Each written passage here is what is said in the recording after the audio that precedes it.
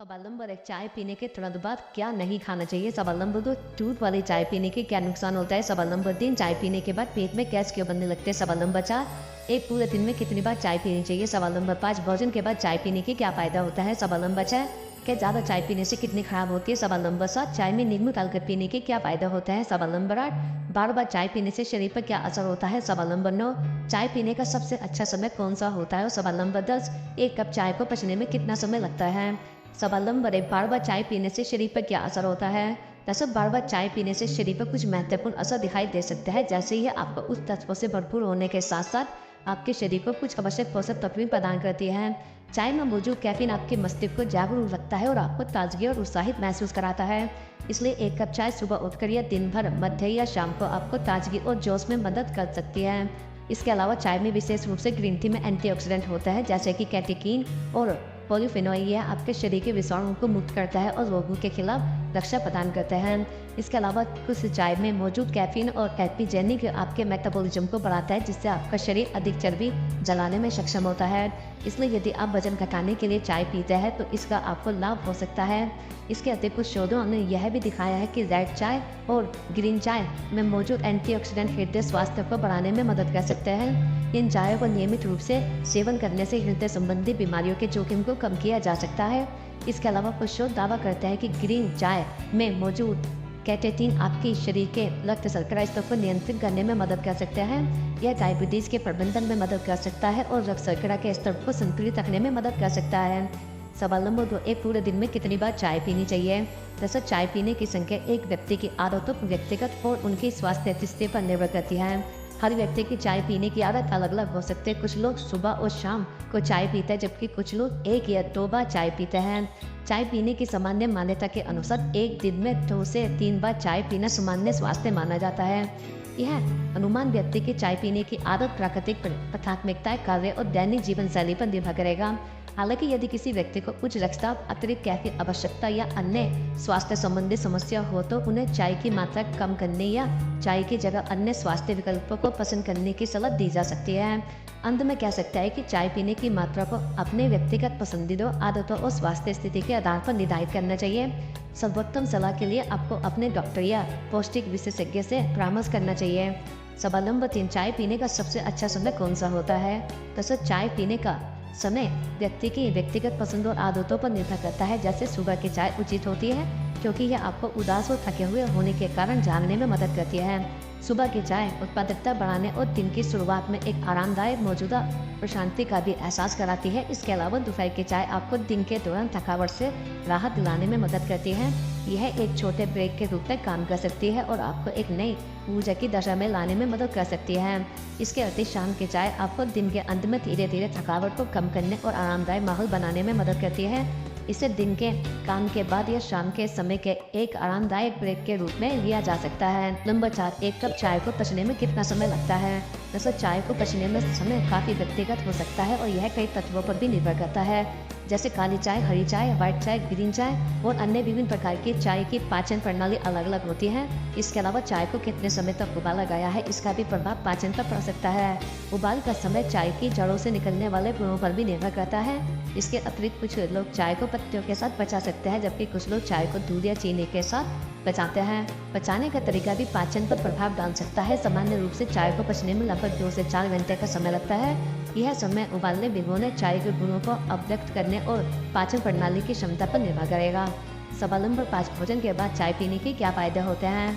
दरअसल आपकी पाचन शक्ति में सुधार कर सकता है। यह आपको भोजन को अच्छी तरह से पचाने में मदद कर सकता है। चाय में मौजूद कैफीन आपको जागृत रखने में मदद कर सकता है। यह आपको भोजन के बाद नींद की भरी पेशकश को दूर करके आपको सक्रिय बना कर रख सकता है। कुछ लोगों को भोजन के बाद आंत में गैस बनने की समस्या हो सकती है। चाय में मौजूद तत्व आपको शांत करके आपको इस समस्या से राहत प्रदान कर सकता है। इसके अलावा कुछ चाय जैसे कि हरी चाय और काली चाय एंटीऑक्सीडेंट से भरपूर होती हैं, जो आपके शरीर को स्वस्थ रखने में मदद कर सकती है।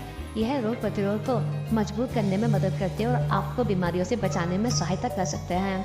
स्वावलंबन चाय में नींबू डालकर पीने के क्या फायदे होते हैं। दरअसल नींबू की चाय पीने के कई फायदे हो सकते हैं। नींबू और विटामिन सी, एंटीऑक्सीडेंट और अन्य पोषक तत्वों की अच्छी मात्रा होती है। जो आपके शरीर के लिए फ़ायदेमंद हो सकती है। नीचे नींबू की चाय पीने के कुछ फ़ायदे इस प्रकार है, जैसे नींबू में मौजूद विटामिन सी एंटीऑक्सीडेंट और अन्य पोषक तत्व आपके इम्यून सिस्टम को मजबूत करने में मदद कर सकता है, जिससे आपकी शारीरिक प्रतिरक्षा प्रणाली मजबूत होती है। इसके अलावा नींबू की चाय आपके पाचन को सुधारने में मदद कर सकती है।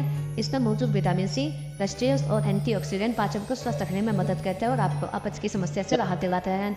इसके अतिरिक्त नींबू की चाय में मौजूद एंटीऑक्सीडेंट और विटामिन सी हृदय स्वास्थ्य को बढ़ाने में मदद कर सकता है। इसके सेवन से हृदय की धड़कन सामान्य हो सकती है, रक्तचाप कम हो सकता है और कोलेस्ट्रॉल स्तर नियंत्रित किया जा सकता है।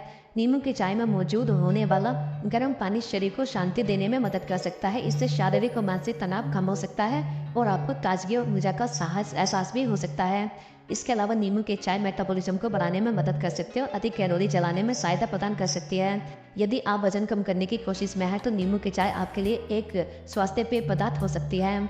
सवाल नंबर 7, चाय पीने के बाद पेट में गैस क्यों बनने लगती है? दरअसल चाय पीने के बाद पेट में गैस बनने के कई कारण हो सकते हैं, जैसे चाय में मौजूद कैफीन एक प्रकार के स्टिमुलेंट हैं जो पेट में एसिडिटी और गैस का कारण बन सकता है।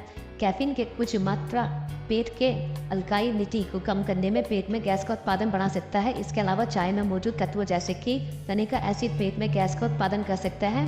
यह खाद्य पदार्थों को पाचन प्रक्रिया में अधिक मेहनत करने के लिए पेट में बैक्टीरिया के साथ संयुक्त रूप से काम कर सकता है। इस प्रक्रिया के दौरान गैस उत्पन्न हो सकती है और इससे गैस की समस्या हो सकती है। इसके अतिरिक्त चाय के साथ सामान्य रूप से कुछ खाद्य पदार्थ खाने के बाद पेट में गैस का उत्पादन बढ़ सकता है। इसमें मसालेदार और तीखे भोजन, बेकरी उत्पाद, मेदू और बेकरी आटा शामिल हो सकते हैं जो पेट में गैस की मात्रा को बढ़ा सकते हैं। सवाल नंबर 8, चाय पीने के तुरंत बाद क्या नहीं खाना चाहिए? वैसे चाय पीने के तुरंत बाद कुछ खाद्य पदार्थों का सेवन नहीं किया जाना चाहिए क्योंकि वह चाय के उद्दीपक के प्रभाव को कम कर सकते हैं और पाचन प्रक्रिया में अस्त व्यस्त पैदा कर सकते हैं। जैसे चाय में दूध और मलाई मिलाई जाती है, इसलिए चाय के बाद दूध और मलाई वाले प्रोडक्ट खाने से बचें। यह विषाक्त हो सकता है और पाचन प्रक्रिया को देर कर सकते हैं। चाय के बाद तले हुए और भुने हुए भोजन का सेवन नहीं करना चाहिए। इसका कारण यह है कि चाय में मौजूद कई विषाक्त पदार्थ तला हुआ और भुना हुआ भोजन को पाचन करने में अस्त व्यस्त पैदा कर सकते हैं। चाय के बाद एसिडिटी और तीखे खाद्य पदार्थों का सेवन भी नहीं करना चाहिए। यह चाय के परिणामस्वरूप अधिक एसिडिकता पैदा कर सकते हैं और पाचन प्रक्रिया को प्रभावित कर सकते हैं। चाय के बाद तला हुआ और कृषि फूड न खाएं। इन आहारों में प्रयुक्त तेल या ग्रीस के कारण आपके पाचन प्रक्रिया को परेशानी हो सकती है। चाय के बाद कुछ समय तक पानी पीने से भी बचें क्योंकि इससे आपकी पाचन प्रक्रिया प्रभावित हो सकती है। सवाल नंबर 9, क्या ज़्यादा चाय पीने से किडनी खराब होती है? वैसे यदि आपकी किडनी कोई संबंधित समस्या या बीमारी से प्रभावित हो रही है, जैसे कि किडनी स्टोन, किडनी के संक्रमण या उच्च रक्तचाप, जो कैफीन की मात्रा को नियंत्रित रखना आवश्यक हो सकता है। ऐसे मामलों में आपको चाय या कैफीन का सेवन करने से पहले अपने चिकित्सक से परामर्श करना उचित होगा। सवाल नंबर 10, दूध वाली चाय पीने के क्या नुकसान होते हैं? दरअसल दूध वाली चाय में शक्कर का उपयोग होता है जो अधिक मात्रा में सेवन करने से डायबिटीज, मोटापा, दांतों की समस्या आदि का कारण बन सकता है। अधिक शक्कर का सेवन रोगों का खतरा बढ़ा सकता है। कुछ लोग दूध या चाय के तत्वों से एलर्जी प्रतिक्रिया का शिकार हो सकता है, जिससे उन्हें इसका सेवन नहीं करना चाहिए। दूध वाली चाय में कैफीन होता है जो अधिक मात्रा में सेवन करने से अस्वस्थ होने का कारण बन सकता है। यदि आपको उच्च रक्तचाप, अनिद्रा, चिंता या दिल के रोग है तो अधिक कैफीन से बचना उचित हो सकता है।